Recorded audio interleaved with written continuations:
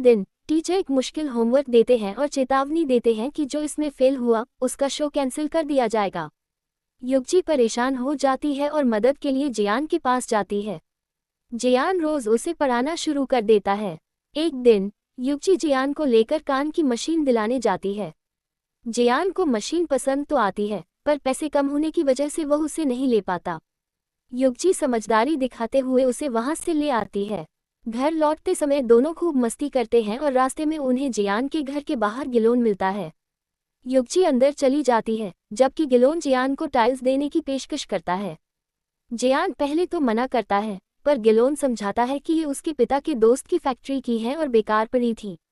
Gilon उसे कुछ पैसे भी उधार देता है और कहता है कि वह बाद में चुका दे। आखिरकार मैजिक शो का दिन आ जाता है। गिलोन साइकिल के पास रखी एक कुर्सी से एक पेच स्क्रू निकाल देता है। तभी हुई गिलोन से यह पूछने के लिए कि क्या वह उसका शो देखेगा, उसी कुर्सी पर चढ़ती है और गिर जाती है। गिलोन आनन फानन में उसे अस्पताल ले जाता है, लेकिन घबराहट में वह साइकिल में वापस पेच लगाना भूल जाता है। शो शुरू होता है। कहानी सुनाने का एक सीन चल रहा है जिसमें जियान को वही बिना पेच वाली साइकिल चलानी है और युगजी को उसके पीछे बैठना है। साइकिल का पेच ढीला होने की वजह से वे दोनों गिर जाते हैं और गलती से एक दूसरे को किस किस कर बैठते हैं, जिससे दोनों के बीच बहुत बेचैनी और शर्मिंदगी भर जाती है। घर पहुंचकर दोनों अपने फ़ोन लेकर बैठते हैं। जियान पहले फ़ोन करता है और होमवर्क में मदद की पेशकश करते हुए माफ़ी मांगता है। युगजी कहती है कि वह सिर्फ एक हादसा था। जियान खुश होकर फ़ोन रखता है और खुशी से नाचने लगता है। तभी एक फ्लैशबैक दिखाई देती है। स्कूल की लैब में आग इसलिए लगी थी क्योंकि जियान एक एक्सपेरिमेंट के दौरान युगजी को देखने में खो गया था। जब युगजी को चोट लगी तो उसे बहुत पछतावा हुआ और उसने उसकी साइकिल ढूंढनी शुरू कर दी थी। अगले दिन युगजी जियान के घर जाती है। उसकी आवाज़ सुनते ही जियान ऐसे कपड़े पहन कर आता है जो काफ़ी हद तक युगजी के पिता के स्टाइल के हैं। ये जियान का अपने प्यार जताने का एक छोटा सा तरीका था। टीवी देखते समय युगजी पूछती है कि उसे कैसी अभिनेत्रियां पसंद हैं। जियान लंबी लिस्ट गिनाता है और कहता है कि लड़कियों को सुंदर और शालीन होना चाहिए। ये सुनकर युगजी घर जाकर झिलमिलाते कपड़े पहन लेती है और बहुत तमीज से बात करने लगती है, जिसे देखकर उसके घरवाले हैरान रह जाते हैं। उसकी माँ उसे तुरंत कपड़े बदलने को कहती है। अगले दिन गिलोन अस्पताल पहुंचता है। नर्स हुई से कहती है कि वो पूरी तरह ठीक है और घर जा सकती है। हुई अपने डांस स्टेप्स दिखा रही होती है कि तभी गिलोन घर का बना खाना लेकर आ जाता है।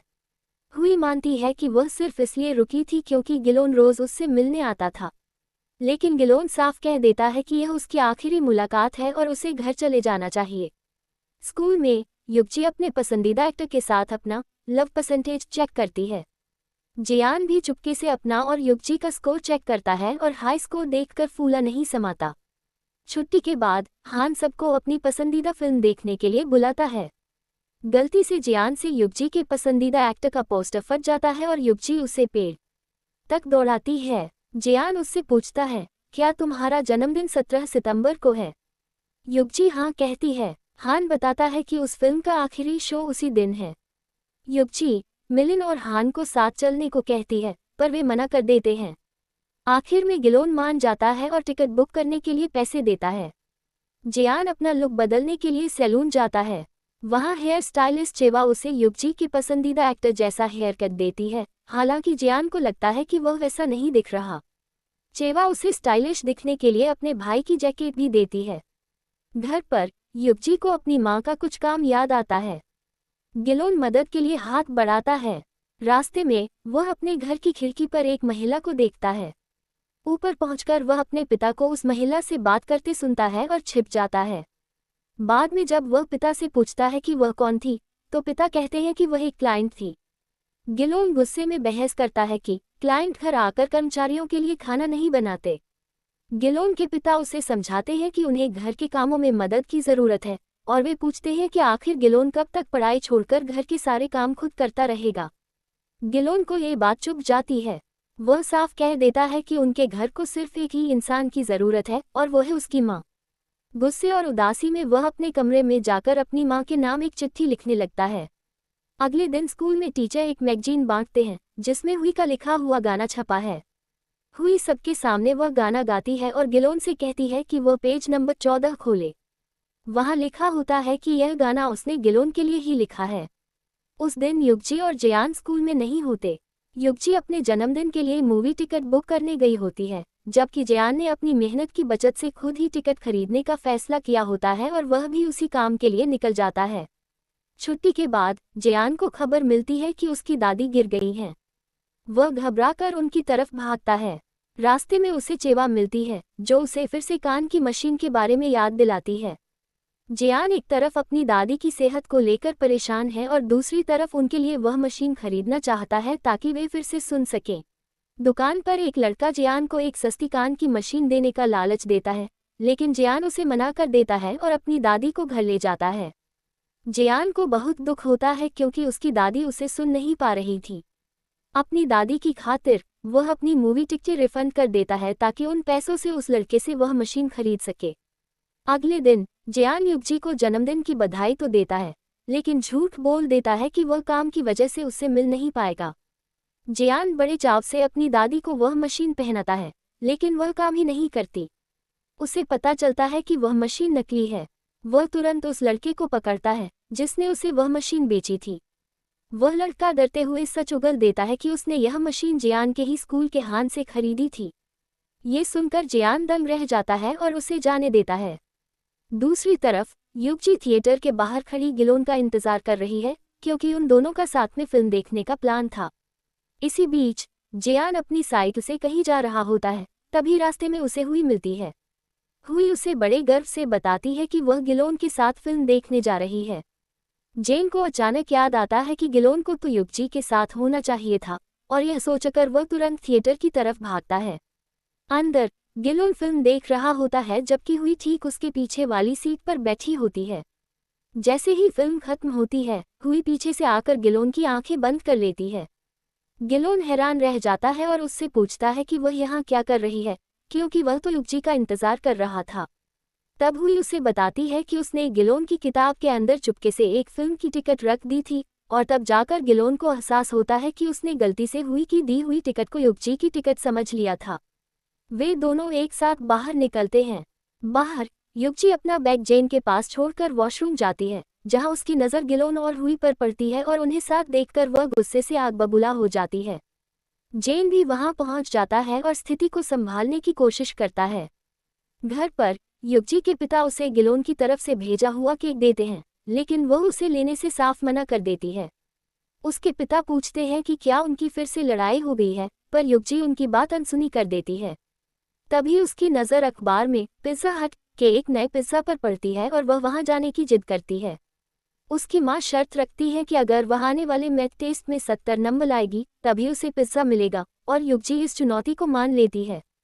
अगले दिन स्कूल में जेन की मुलाकात हान से होती है। हान अपना सारा सामान दिखाता है और यकीन दिलाता है कि वह कभी नकली चीज़ें नहीं बेचता। जेन बाकी बची हुई मशीनों को चेक करता है और वे सभी असली निकलती हैं। जब हान नकली मशीन की कीमत पूछता है, तो जेन बताता है कि उसने उसे 20 युआन में खरीदा था। हान कहता है कि वह मशीन तो 50 में बेची गई थी, जिसका मतलब है कि उस लड़के ने पैसे कमाने के चक्कर में मशीन का कोई हिस्सा निकाल दिया होगा। गिलोन हान से एक असली मशीन खरीदता है और उसे जेन को देने की कोशिश करता है, लेकिन जेन मना कर देता है। तभी हान बीच में पड़कर कहता है कि जेन को ये रख लेनी चाहिए क्योंकि अब उसके पास नए जूते भी आ गए हैं। आखिर में जेन हान को पैसे देता है और वह मशीन रख लेता है। स्कूल में ग्रुप 1 के बच्चों को एक्स्ट्रा क्लास के लिए रोका जाता है और युगजी मैथ में 70 नंबर लाने के अपने लक्ष्य पर पूरी तरह टिकी रहती है। इसी बीच हान और गिलोन उन स्केटिंग क्लब के लड़कों से मिलते हैं जिन्होंने जेन को नकली विग बेची थी। बदला लेने के लिए हान उन्हें स्केटिंग वाले जूते बेचता है। जैसे ही वे लड़के उन जूतों को पहनकर चलते हैं, वे धड़ाम से गिर जाते हैं क्योंकि जूते खराब थे। हान उनसे कहता है कि मेरे दोस्त को धोखा देने के बदले तुम इसी के लायक थे, और फिर वह गिलोन के साथ वहां से चला जाता है। दूसरी तरफ क्लास में युगजी पढ़ाई करते करते सो जाती है। तभी जेन वहां पेन उधार लेने आता है। वह देखता है कि पेन पर युगजी की सलाइवा लगी है, जिसे पोंछने के लिए वह उसके बैग से एक अखबार निकालता है। तभी उसकी नज़र वहां रखे एक पिज़्ज़ा हट के नोट पर पड़ती है। उसे अब समझ आता है कि युगजी इतनी मेहनत क्यों कर रही है। काफी देर हो जाने की वजह से जेन युगजी को घर तक छोड़ने जाता है। रास्ते में गिलोन उससे बात करने की कोशिश करता है, लेकिन युगजी उसे पूरी तरह इग्नोर कर देती है। अगले दिन भी वह उसे नज़रअंदाज करती रहती है। घर पर जेन की दादी बताती है कि उनकी नई सुनने वाली मशीन बिल्कुल सही काम कर रही है। वह प्रेशर कुकर वाली घटना के लिए माफ़ी मांगती है, लेकिन जेन कहता है कि कोई बात नहीं। दादी उसे समझाती है कि अब दोबारा कभी किसी से पैसे उधार न ले, और जेन उन्हें वादा करता है। तभी वही लड़का जिसने नकली विग बेची थी वहां आकर माफ़ी मांगता है। स्कूल में हान जेन से पूछता है कि क्या उस लड़के ने माफ़ी मांगी। जेन कहता है हाँ। उधर गिलोन युगजी को रोकता है और सफाई देता है कि उसे नहीं पता था कि हुई ने उसकी किताब में मूवी टिकट डाल दी थी। युगजी उसकी बात मान लेती है। इसके बाद वह उसे एक नोट देता है जिसमें शनिवार को मिलने की बात लिखी होती है। बाद में सब दोस्त इकट्ठा होते हैं और हान गियान को दूसरे स्कूल के साथ होने वाले बास्केटबॉल मैच के बारे में बताता है और उसे खेलने के लिए कहता है। गियान मान जाता है। मैच वाले दिन दूसरे स्कूल का एक लड़का कहता है कि हमारी यूनिफॉर्म एक जैसी है, इसलिए तुम लोग कपड़े बदल लो। वे मना कर देते हैं, जिससे बहस शुरू हो जाती है। तभी टीचर कोंग अपनी टीम से कहते हैं कि पहचान के लिए वे अपनी शर्ट उतार दें।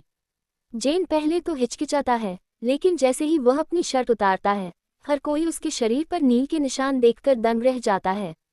और इसी के साथ मैच शुरू होता है। मैच के दौरान विरोधी टीम के लड़के गिलोन को घायल कर देते हैं, जिससे वहां लड़ाई शुरू हो जाती है। माहौल बिगड़ता देख टीचर मैच खत्म कर देते हैं और दूसरी स्कूल की टीम को वापस भेज देते हैं। हान गिलोन से पूछता है कि क्या जेन की पिटाई हुई थी, क्योंकि उसने पलटकर हमला नहीं किया था। जब टीचर जेन से उसके शरीर पर पड़े नील के निशानों के बारे में पूछते हैं, तो जेन झूठ बोल देता है। वह कहता है कि उसे एक ऐसी खानदानी बीमारी है जिसमें तनाव होने पर शरीर पर नील पड़ जाते हैं। बाद में जब टीचर इस बारे में रिसर्च करते हैं, तो उन्हें समझ आता है कि जेन ने उन्हें बेवकूफ़ बनाया है। उधर गिलोन स्कूल की स्टेशनरी की दुकान पर जेन को किसी से बात करते हुए देखता है। दुकान के अंदर जेन युगजी को गणित का एक सवाल देता है और वादा करता है कि अगर उसने इसे हल कर लिया तो वह उसे एक तोहफा देगा। तभी गिलोन वहां आता है और जेन से स्कूल के बाद मिलने को कहता है। वह जेन से पूछता है, क्या तुम मुझे अपना अच्छा दोस्त मानते हो? जेन हाँ कहता है। तब गिलोन उससे उसके निशानों के बारे में सच पूछता है। जेन बताता है कि जिस लड़के ने उसे नकली हियरिंग एड बेची थी, वह अपने दोस्तों के साथ उसके घर आया था और हान को धमकाया था। जेन ने उनसे कहा था कि वे अपना बदला ले लें, लेकिन उसके चेहरे पर चोट न पहुंचाएं ताकि उसकी दादी को कुछ पता न चले। साथ ही जेन गिलोन को बताता है कि वह युगजी को पसंद करता है। गिलोन उसे देखता रह जाता है क्योंकि वह भी युगजी को पसंद करता है। तभी गणित की परीक्षा का परिणाम आता है। युगजी 70 अंक लाती है। वह बेहद खुशी खुशी अपने माता पिता को ये दिखाने जाती है, लेकिन वे आपस में लड़ रहे होते हैं। दुखी होकर वह गिलोन के घर चली जाती है। वहां वह गिलोन के पिता को उस महिला के साथ देखती है जिसे वे पसंद करते हैं। वह गिलोन से पूछती है कि क्या वह उस महिला को नज़रअंदाज कर रहा है। गिलोन बात को टाल देता है और उससे पूछता है कि क्या वह कभी पिज़्ज़ा हट गई है। अगले दिन युगजी गिलोन का इंतजार करती है, लेकिन वह एक नोट भेजकर कह देता है कि वह व्यस्त है। युगजी चिढ़कर कहती है, तो तुम्हारे पास नोट लिखने का समय है, लेकिन मुझे बाहर ले जाने का नहीं। तभी जेन उसे बाहर बुलाता है और जन्मदिन के तोहफे के तौर पर उसे पिज़्ज़ा हट ले जाता है। युगजी ये देखकर बहुत खुश हो जाती है।